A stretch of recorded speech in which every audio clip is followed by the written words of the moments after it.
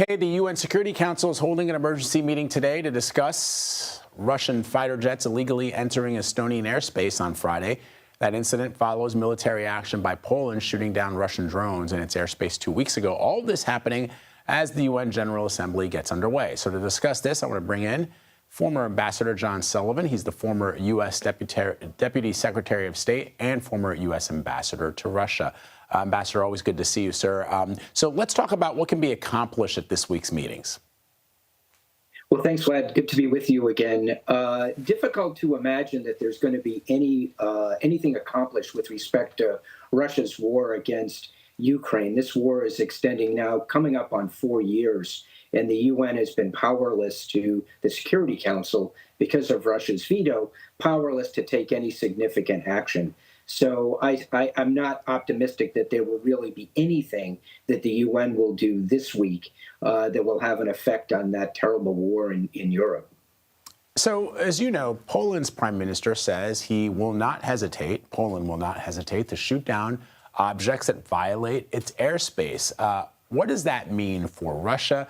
What does that mean for the United States, given President Trump's often less than supportive comments about the NATO alliance?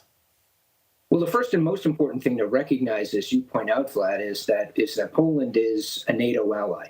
And if Poland is attacked, or even something not quite as significant, if its airspace is violated, we have obligations, we, the United States and other NATO allies, have obligations under the North Atlantic Treaty to, in this case, with the airspace incursion, consult with Poland, so-called Article 4 consultations, which Poland has sought.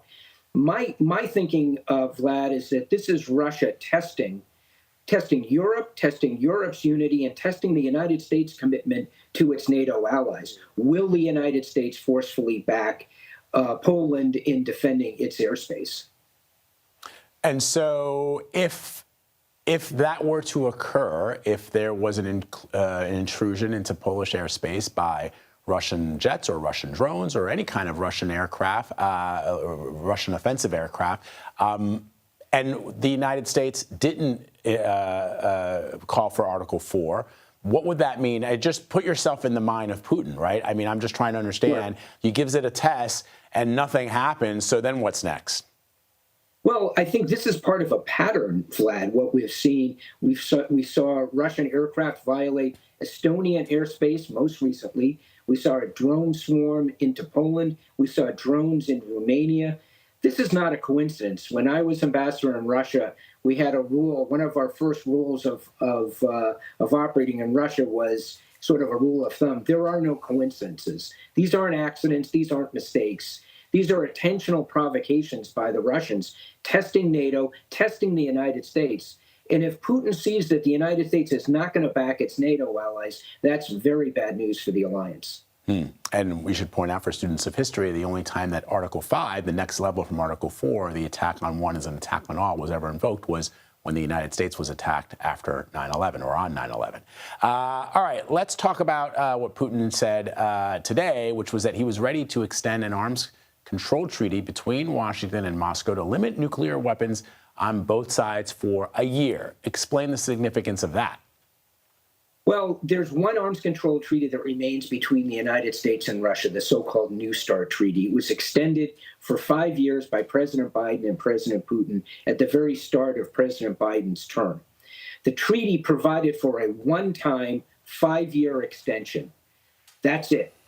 If the two presidents were to decide they wanted this treaty to continue in effect beyond that 5-year extension, which expires in February of 2026, there's a very good argument that that's a new treaty that would be subject to review by the United States Senate. So I think there's a significant legal cloud over the authority of the two presidents on their own, at least with respect to U.S. law and the U.S. Constitution, to extend this treaty without the U.S. Senate getting involved. Fascinating. All right, Ambassador John Sullivan, sir, thank you very much as always. We appreciate it.